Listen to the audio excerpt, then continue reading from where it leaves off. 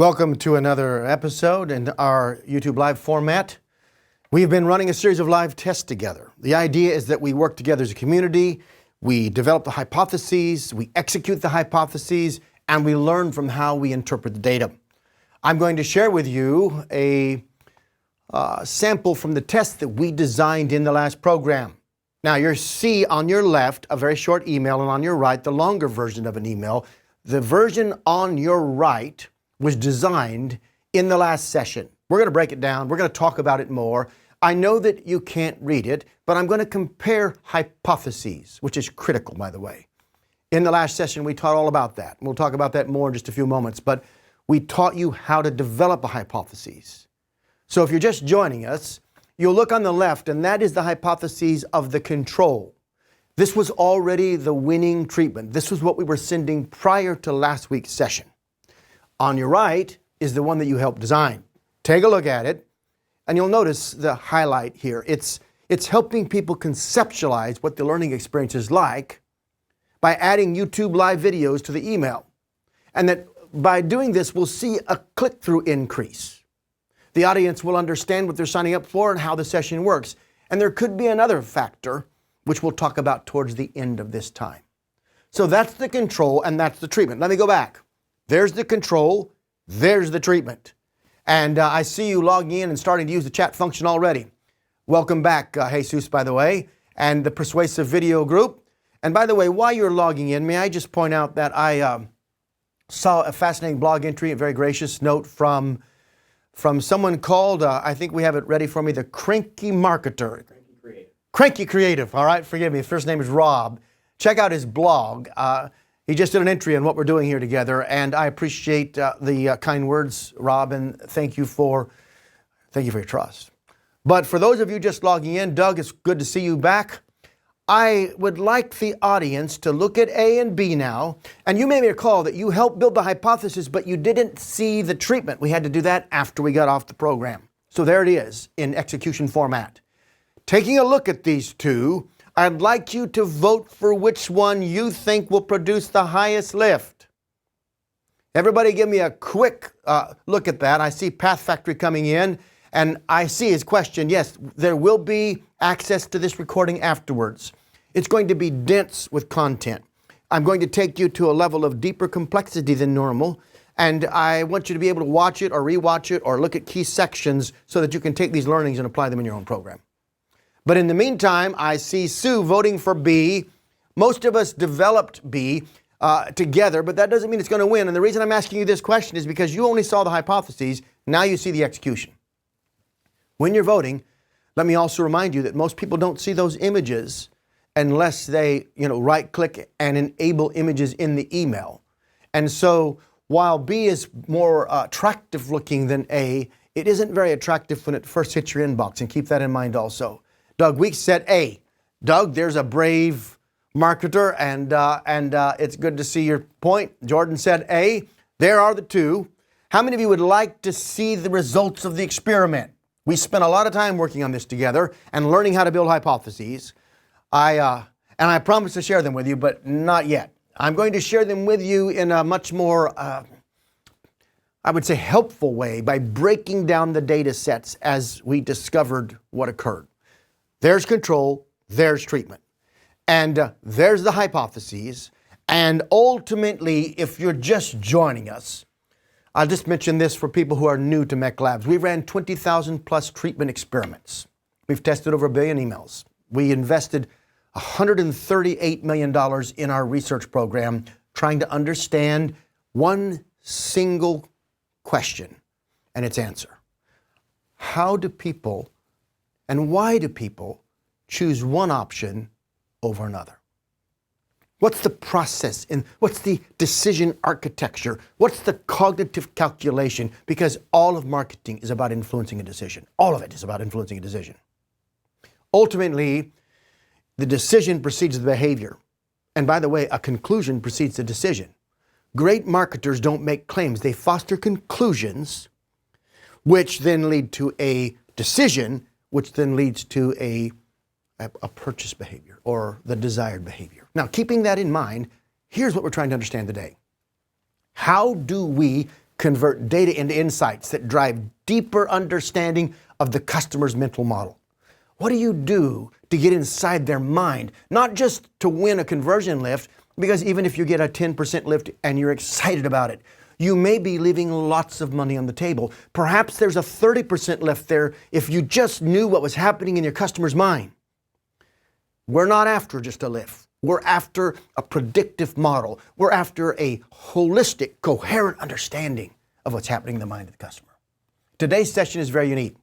Over the years, we've been teaching at various summits and conferences and in our courses and graduate programs and at universities, but we have only done live experiments at some of these special events, our big summit in Vegas, for instance.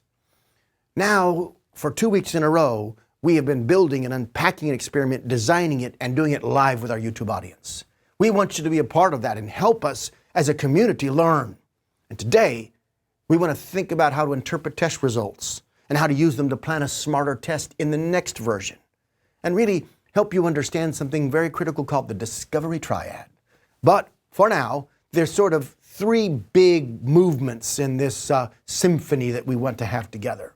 And the first one is to review last week's experiment and sort of set it up.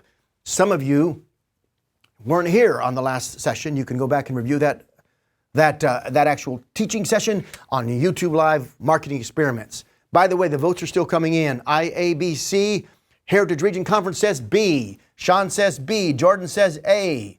And on it goes. And Darko asked, will there be a Q&A part? Yes, in fact, you can fire questions at us. Paul, over on my right, is singling out critical questions that we may bring back in and address. This is supposed to be interactive. That's the value of attending the live sessions. We get to interact, talk, vote, communicate, and it's a different type of experience. With that in mind, I'm going to take you to the last week's experiment.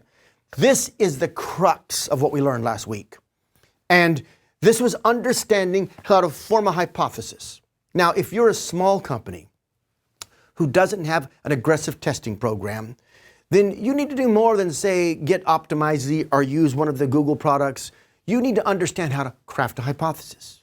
Here's the irony. We've worked with the largest companies in the world, and even they are not getting this right. They like to test and learn. They like to test ideas, but that's insufficient. It's important that you build a holistic model of how your customers are approaching their decision process, and if you do not structure your hypothesis right, you just leave all the wisdom on the table. I'm not after information from my testing tool. I'm after wisdom from my understanding of customer behavior. With that in mind, we taught all about this last week. I cannot reteach it now, but those four critical pointer words, if, by, will, and because, help you construct the right hypothesis, help you construct a useful hypothesis. So we did that last week. And you can learn it or see how we did it at this link. But I'm going to go on. All right? So we can set the test up, and then we're going to teach you how to analyze the data and learn from it. So let's go to the control. We looked at this just a few moments ago. This was the original. There was the hypothesis. And essentially, it was a brief personal note, and it was designed to get right to the point and use the same language that we use on YouTube in the abstract. Ultimately, it was simple. And by the way, it was very effective. But now we're going to try a different approach. So I'm going to share with you the longer version. You should see it scrolling up and get a sense of it. You'll notice it has the last 4 YouTube sessions. And I'll give you one more look as we scroll down. And as that's happening, think about this. But notice the top is identical. The only change is the addition of the previous sessions. So what's going to happen as prospective audience members interact with this new email? Think about it. And there is the hypothesis. The hypothesis is very different than the control. It's constructed in a way to help us capture meaning. And we'll talk more about that as this session unfolds. Control, treatment. We ran the tests. So once we got off the phone or off the video conference with you and all of this, then we took your hypothesis and we actualized it in that treatment. Now, then we had the next step. We entered all the test design critical elements, the data sets, into the MECLABS test protocol. By the way, I don't sell testing tools. This protocol was patented and built and in 2006, and then refined every year across thousands of testing cycles. It's not anything I'm trying to sell here on this session, and this is not about that. But we use it in order to bring a level of science that you can't get in the average testing tool. And we're looking for validity threats that are undetectable in many of the other testing tools. And we're also trying to get greater wisdom from the outcomes and share that with you. So we entered the data there, and then we executed the test on Monday. Today is Wednesday. 2 days ago, the test began. And unlike some tests, for instance, often when we're testing on a landing page, we want at least a week's data, even if it validates in the first day or the first hour. In this case, because it's an email test, it's a little different. So we're watching this. And now I want to ask you a new question. In a moment, I'm going to go back to the question I asked you, A or B. And this time I want you to tell me whether you vote for A or for B, and you can change your vote if you'd like. But by what percentage do you think the winning version will be noticed? Now, by the way, if we didn't get at least a 25% differential, we couldn't actually call the test valid. We understand that because when we enter into the protocol a few pieces of information, it does all of those calculations for us.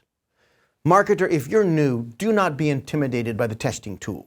A good testing tool should simplify what you need to do, and it should do the heavy lifting for you. But you do need to understand the principles.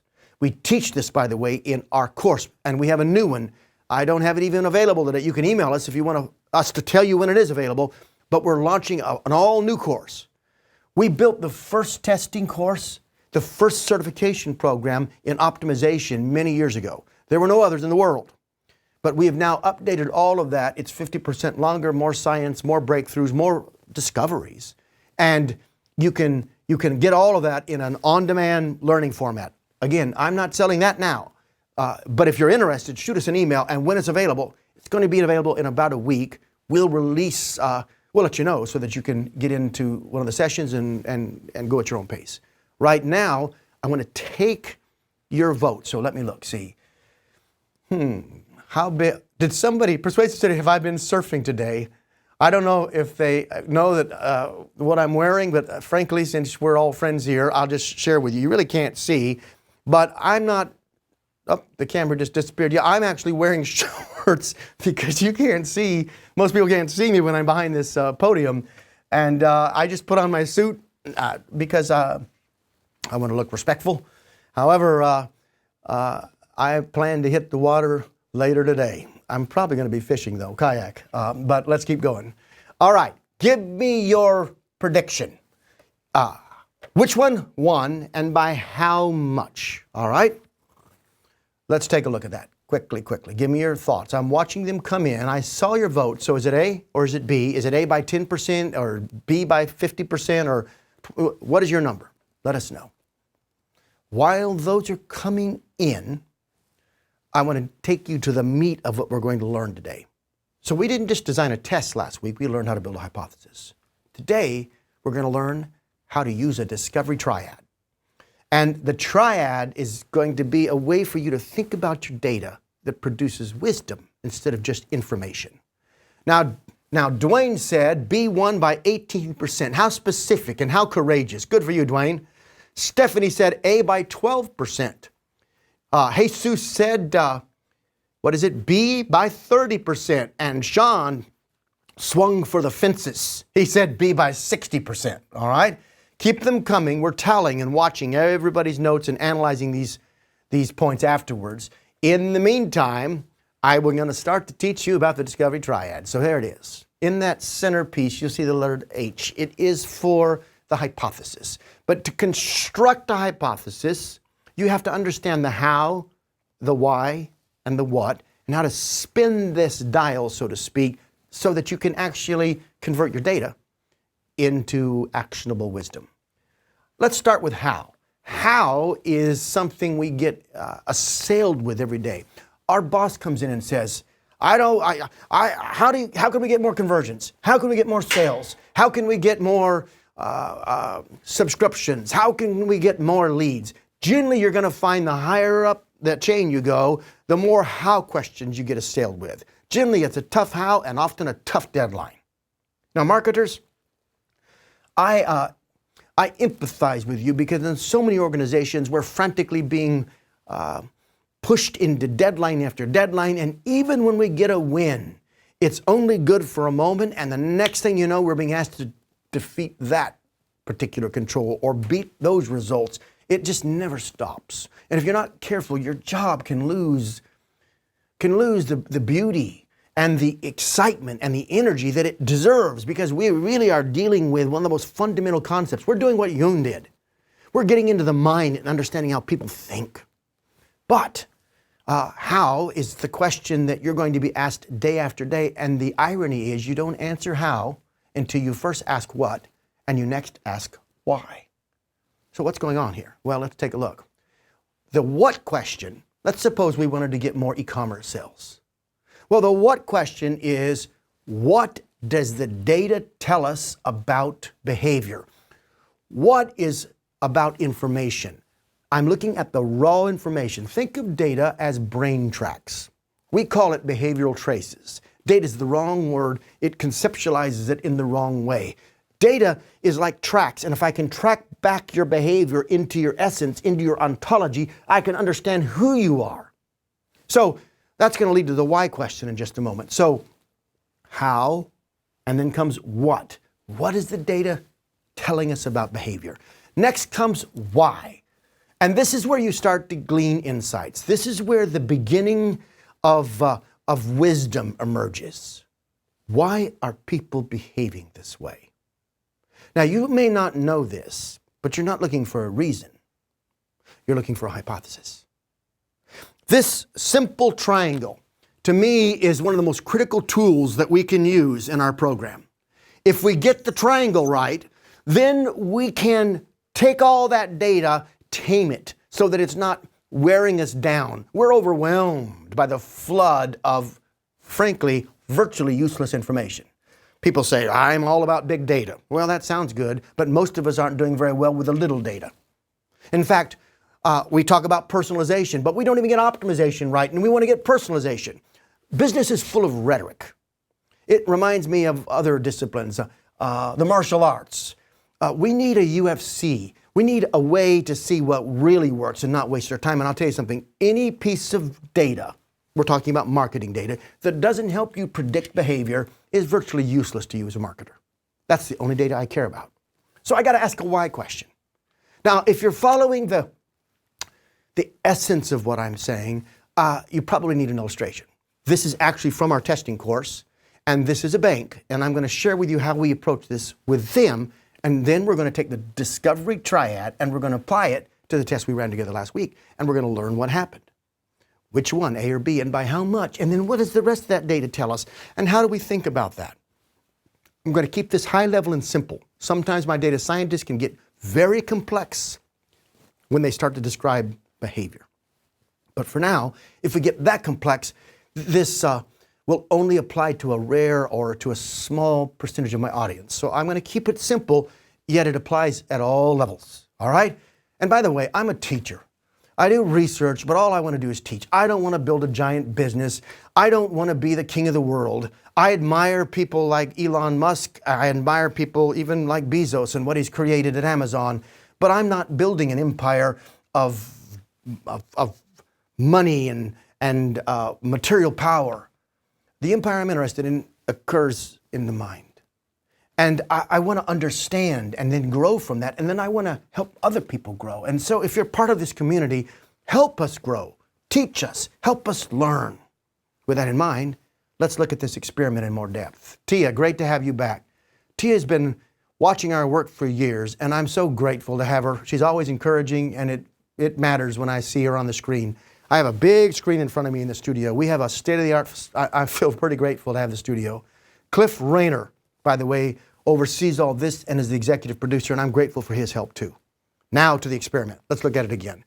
It is test protocol 2069, and they want to increase the number of mortgage applications. So what do you think the how question is? Somebody tell me.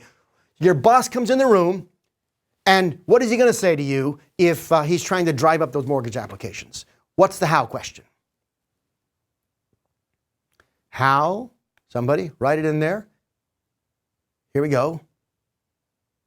How do we get more prospects to complete mortgage applications? That's your how question. And frankly, it sets the compass, but other than that, it's pretty useless. Because if we rush out right now and start to get some ideas and try them, we're doing what most marketers do, but it's going to likely result in underperformance. And even if you get lucky now and then, it's not going to provide a sustainable, methodical way to maximize your results. So we take that triad and we spin it. And the first thing we do is study the what. Now here you see the process. Here's an email, it goes to a landing page, and it goes to the beginning of the application process, the solution finder, sort of a configurator. Now, many of us have this same format. We have an email, we drive people to a landing page. So today you're going to learn about testing, but I'm going to constantly talk about the customer psychology too, so that even if you're not running a test, you can get value from the time we spend together. So that's the email. There's the landing page. There's the solution finder. What do we know from the data? Let's take the preliminary surface data. We could go much deeper, but in fact, there's some of the analysis that we did at the time, but I'm going to simplify this by giving you 3 points. Average send to click rate is 0.15. Average open rate, and open rate is dubious, most of you know that, but open rate of 16.7%. Average open to click, 0.09. Now, when you look at these, you have information. Until you turn to the why question, you don't know how to turn that information into wisdom.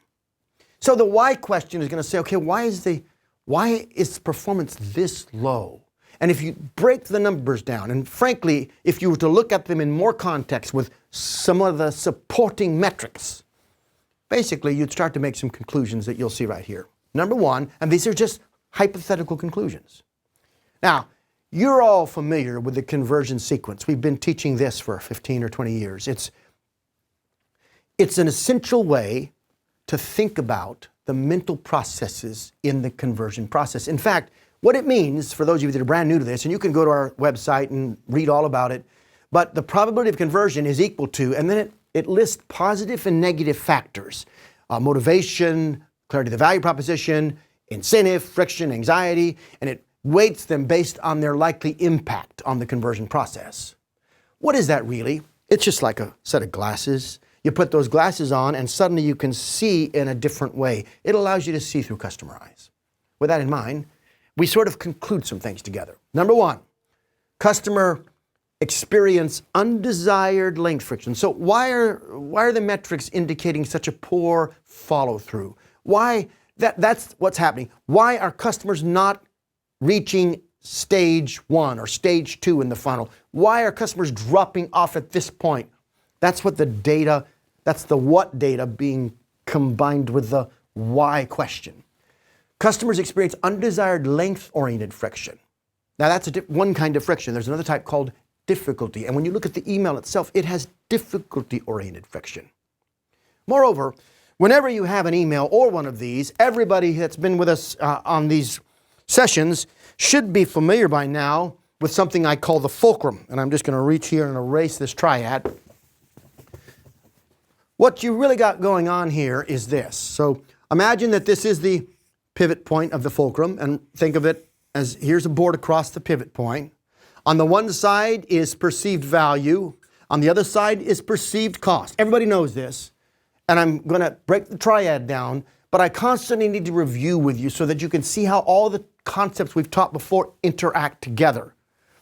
Now, what you see in the email and the landing page in the experiment that we just talked about is there is a lot of perceived cost in the form of friction and anxiety. And it's weighting this fulcrum down so that it's actually tipping more like this in favor of basically a negative. Perceived cost is outweighing perceived value. And whenever that happens, conversion goes down. Now, there's only 2 ways we can fix this, and that is to get the fulcrum to go the other way so it weights down towards this place. This is where we want it to be. We want it to look like this. And over here is perceived value and perceived cost. That's the ideal situation. And what we have is some friction we can correct. Now listen to me, marketer. You can't take away all your friction. Otherwise, you just need to put a beautiful screensaver for your website with mood music in the background and let people enjoy it. But the minute you ask for anything, even a click, you're engaging potential friction. So we can't eliminate it, but we can do this. We can minimize it, and that takes some weight off this side. But it won't take enough weight off. We see that when we look at these treatments. So we're going to add weight on the top side by getting more value, and that's what we say here. I'll show you. Just look at the slides with me. How do we get now the how question? We're back to how, but I want you to notice something. We have a different how question now. This is a more refined, tighter how question. We started with a broad business objective. How do we get more mortgage applications? Now it's how do we get more customers to click into the Solutions Finder page? We're losing too many before we get there. And using the why piece, we conclude there's some things that we can do. And so the research question, we convert that to a research question. And I'm pausing for a second because I haven't taught this yet. I haven't taught you yet how you take your hypothesis and create a research question. But I have taught the next piece. Here's the hypothesis. If we simplify the funnel by removing the landing page and adding value copy, so removing ones of the critical page, just take the landing page completely out, drive them straight in. That's a novel idea, but that's still not enough. That's taking some weight off, but to get this to drop way down here, let's add more value copy. Then we predict we will increase click-through into the Finder. That's our how question. But why? If I don't answer that, I haven't learned anything about the customer's mind. Because customers who click the call to action in the email are already motivated to buy or refinance a home. And so they simply need to quickly understand the value of the Solution Finder. That's the insight that we had. And by the way, why is that important? What it's really saying is that they're further along in the thought sequence. They're already sold, so don't sell them again. That helps you understand something very critical in marketing. Knowing the timing of your micro yeses is essential to maximum conversion. All right, stay with me. I know this is getting a bit more dense, but I want to help you see how we apply this to our own test of last week in just a moment. That led to a direct test question, which I won't get into now. We teach that in our course. So there it is, email, landing page, Solution Finder. Everybody understand so far? Are you following with me? What we do now is we drop the landing page out of the middle and we punch up the value copy. And what happens next? Here we go. We remove the landing page step, we add value copy, we change the call to action to be more prominent and decrease continuity. This is reducing process related problems and increasing the process level value proposition. What occurs from this? There it is, 181% increase. And by the way, I don't know if I can tell this is so, the experiment's long enough and they've been purchased, but I can just tell you that, how can I say this? The results were 8 figures. Now you count those zeros, 8-0. You count how many, that's the increase that they got once we get all this set of experiments done. That is so dramatic. And it happened simply because we got better understanding of what's happening in the mind of the customer. And we use the Discovery Triad to keep amping up our learning. All right, now I want to share with you how we applied the Triad to last week's experiment. Guess what? If you're waiting to understand what happened last week, if you want to know how good you did with your hypothesis, this is the moment you've been waiting for. Here it is. Test results indicate a 96% relative increase. Wow. Give yourself a hand. That's pretty amazing. A 96% relative increase. So what produced that? Now, this is what's important for those of you that weren't here last week and for those of you that started to learn last week how a hypothesis works. What's important is not 96%. Did you hear me? What's most important is that because factor indicates something about the customer's mental model. And I'm going to take that piece and I'm going to add it to the next test result and to the previous test results until I've painted a composite of how the customer is thinking. It is the coherence in your understanding of the customer's thinking, a coherent theory that produces true, sustainable, competitive advantage. Now, you built this test. You did this. So what do we do next? And is there more that we should be thinking about? And is that because factor tell the whole story. I'm going to challenge it. I'm going to challenge it by sharing with you more of the data. So we're going to take the Discovery Triad. Remember, we're on the what piece. What does the data tell us about behavior? I'll share that with you by breaking down some of the other statistics. We didn't test against these statistics because we wanted to discipline the science in the process, make certain that we had rigorous methodology. However, we can still learn from observing. So we saw this, you know this, a 96% increase, but we saw no difference in unique opens, no difference in unique click-through. Now, what did I just say? No difference in unique click-through. What does that mean? Unique click-through has to do with the individual as opposed to the number of links. i.e., when you look at the email and you say, did we get a click-through or not? There was no difference. But when you look at the further number of clicks, i.e., there's more links, and when you count the link difference and the click-through difference, well, you see something else. In fact, if you look at this, unique clicks on the upcoming, that is this live session, when we look at this, what did we see? A 53% decrease.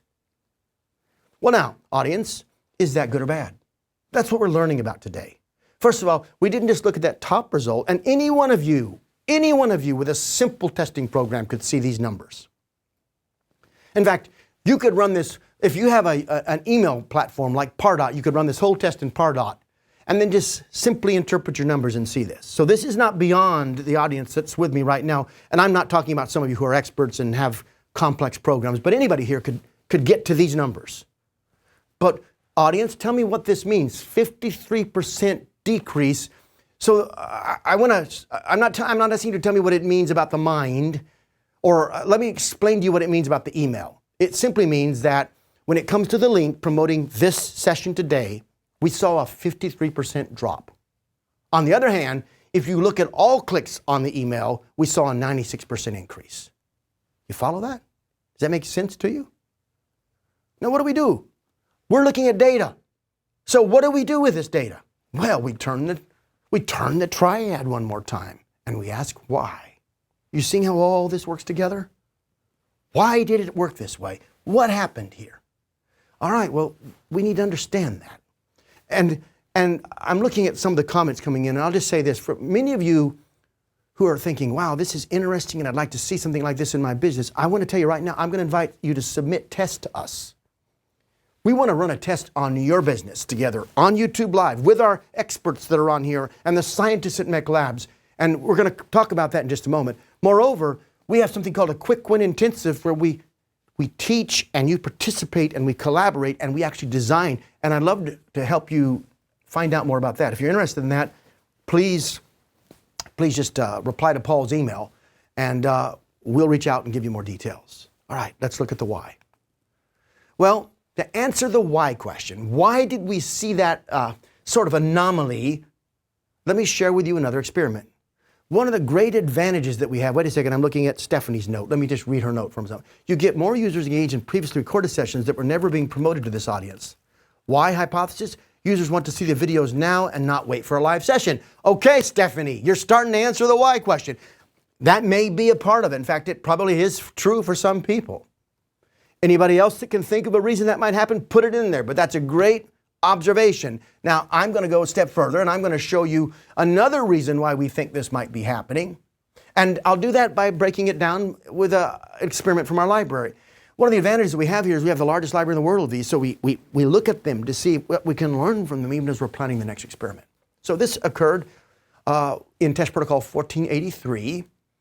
And what you see is a social media organization, and this is an email, and they're driving you to an article, just like we drove people to this session.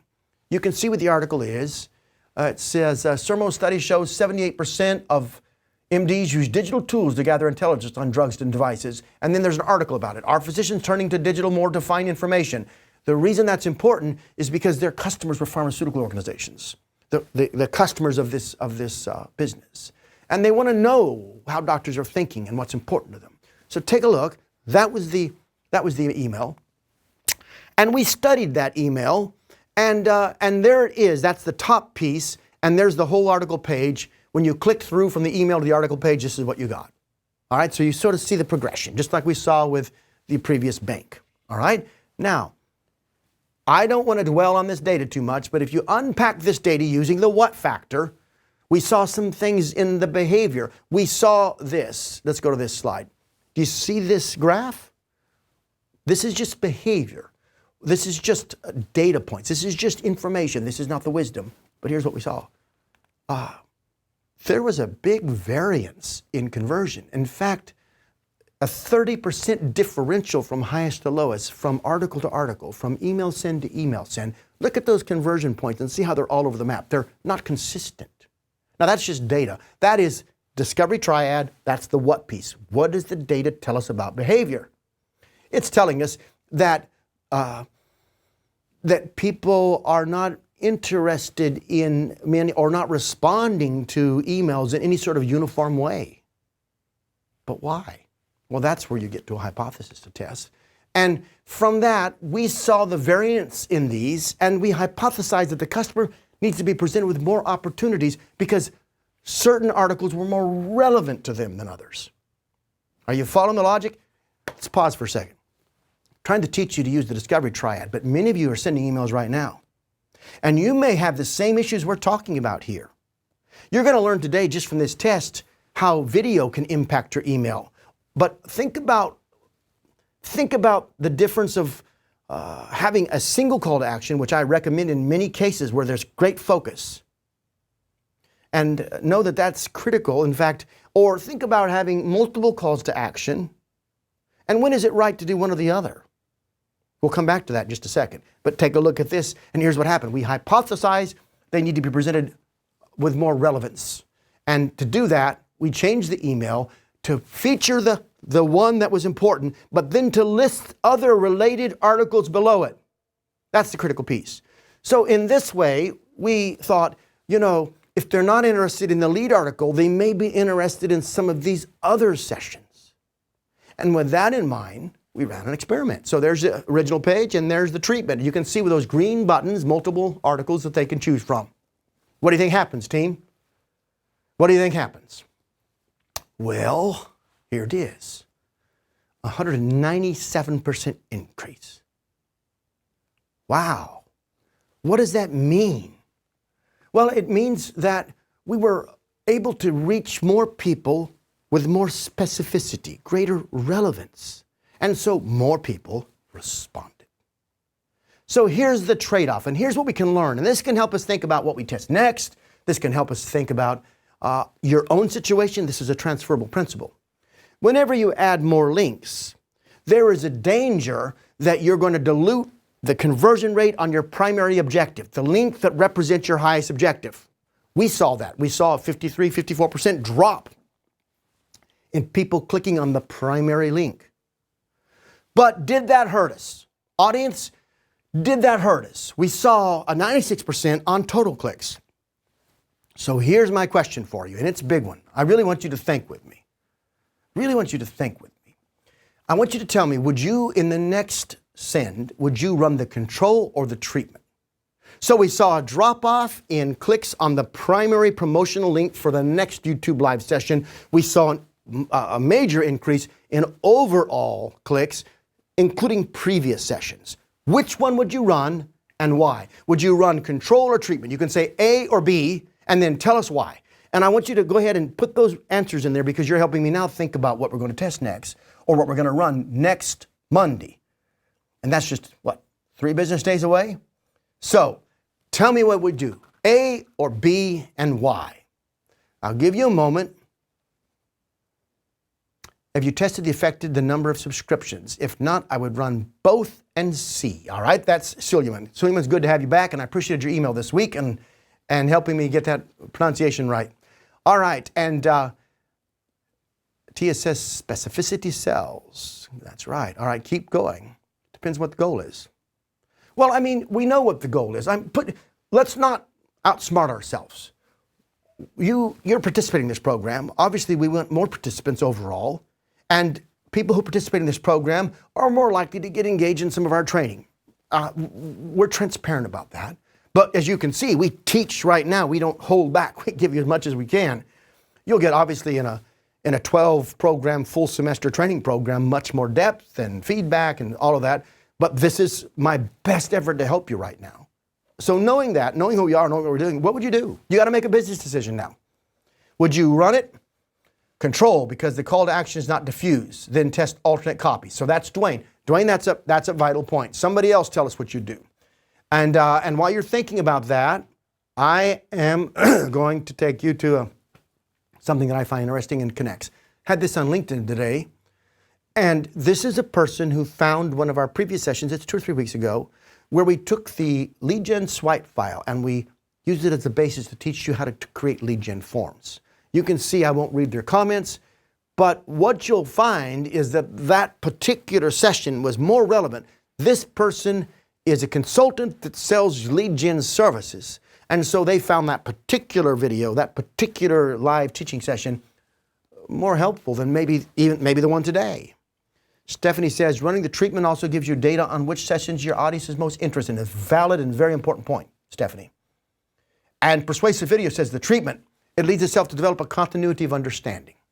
How interesting. Now, I'm listening to everybody's insights, and we're almost done with this.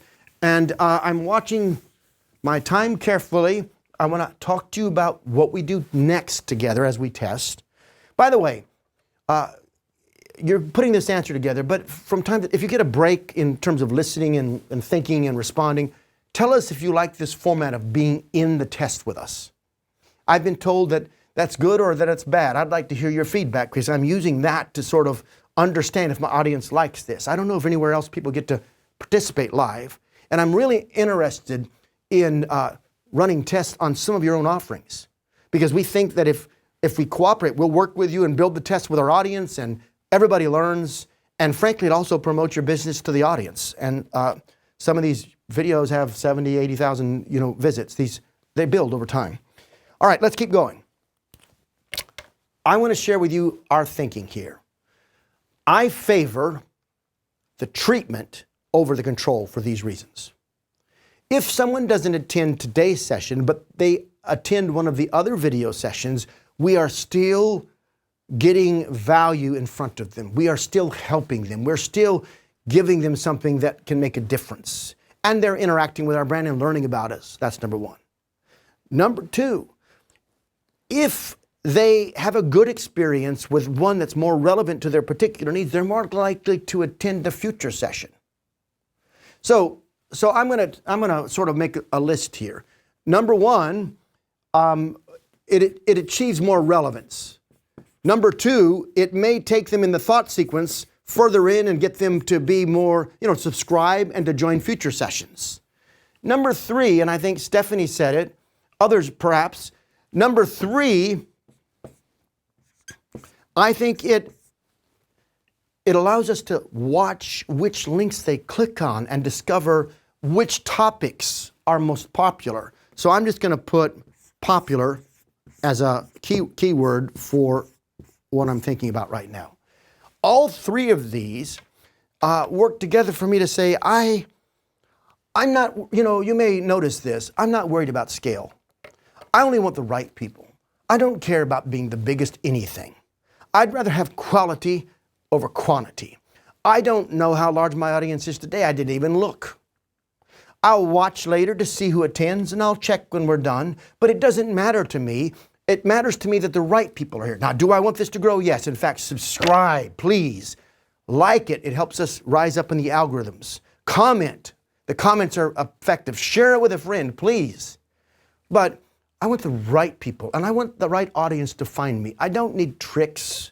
I don't need special behind the scenes bots to do something for me. I want to deliver content that will really help someone. And then I want to find people that value that. Some of you like Tia I mentioned and Doug who I see on here and Jesus and Stephanie and Suleiman. All of you have been on before. Some of you have been on for years. That's valuable to me. Give me more of those kinds of people and we can do something meaningful together. Life is too short to measure by the amount of dollars in my bank account. When I have enough, it's enough. After that, I'm not wasting my life chasing more. Life is too short trying to be the biggest something at the expense of being the best. And so for us, your participation is what matters. And your familiar faces, i.e., I know you some of by face, some of you by name, but you're real people to me and it matters. So those three, and Darko made a point here, I'll just point it out. And more importantly, by the way, I've seen you on here too before, Darko, thank you. And more importantly, when you shared the previous sessions, did they have calls to action for the current session there? Well, they're on a, Darko, they're all on a single page where you can see one when you look at the other. If you go to the Marketing Experiments YouTube page, it has them that way. Other than that, it doesn't, but it might be an idea. It might be something we should do. It's an idea. Paul, write that idea down.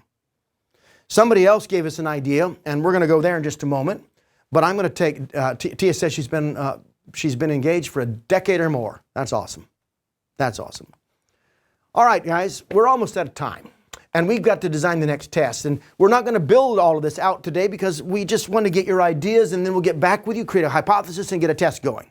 We may run a test on this. We used our site because we're not afraid to share the data and information, but I'd love to run a test with one of your properties. There's a slide, I think it tells you, yeah, this is what we need. If you have, if you have this type of volume, a day, a page, or an email? Page, email, or ad. Yeah, but we don't need 25,000 a day, do we, for a landing page? At a conversion rate that's lower than 1%. Okay.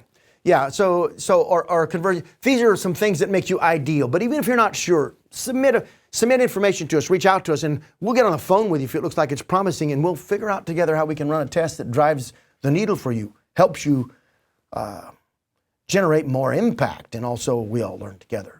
While you're doing that, give me ideas for what we should be doing to test the growth of this new YouTube channel. I want to get new ideas that we're going to process and be back to you with as we plan the next session and get you engaged learning more about testing, more about planning, and more about the customer psychology. With that in mind, somebody sent an idea that makes a lot of sense that said we should have calendar invites in our emails. You'll probably see us including those. It's hard to test because we can't directly connect attribution, but it's still worth doing. And so that's a good idea. Anybody else have an idea? Persuasive video, that client that you just referenced, tell Paul about it. We'll look at it. Perhaps they'll help. If they reach enough people, we may be able to do something. Someone else, all right? 8 years, Darko. That's awesome. What's another idea that we could test? Be creative. Don't be afraid to come up with a wild one. Often that's what stimulates new thinking. What else should we be doing? These are things we're going to analyze as we close out everything today. We're going to analyze these and plan the next YouTube Live session and engage together. All right. Good. Anybody else? Create a LinkedIn business page and group. We have those, but we're not using the LinkedIn group, Dwayne, very much because we thought we'd put all of our energy here. I'd be interested in what you think about that. By the way, follow me on Instagram. You see these things here because I gave little... There's a video of this morning on Instagram as we prepped for this in one of the labs, getting ready for today's session. I will be revealing sort of the behind the scenes work that's taking place before we get back on YouTube using Instagram. It's a good place. And LinkedIn too. There's a lot going on LinkedIn. Somebody else, more CMOs, create a course on Coursera or Udemy. Thank you, Dwayne. Maybe try direct mail route to reach CMOs, says Tia. Somebody else, any other ideas? Any other ideas? And ideas for things we can do, ideas we should test. All right? Good. Now listen, you can keep those coming in, but the last thing I'm going to ask you to do as we close out is give us some feedback on today. Was this helpful for you? Was the Discovery Triad, this requires people to be testing, and I know that some people aren't even running their testing program yet. The Discovery Triad works even if you're not testing. It helps you interpret your data, but was that valuable to you? Can you give us some feedback on today's session? Let us know if you liked it. Let us know if it helped you, because we're going to review all of this as we try to put together the plan going forward. Really, with your thoughts and insights, we can build this community and we can learn together and we can grow together as we understand deeper and deeper insights into the thinking of our prospective customers. Thank you all, and we'll see you next week.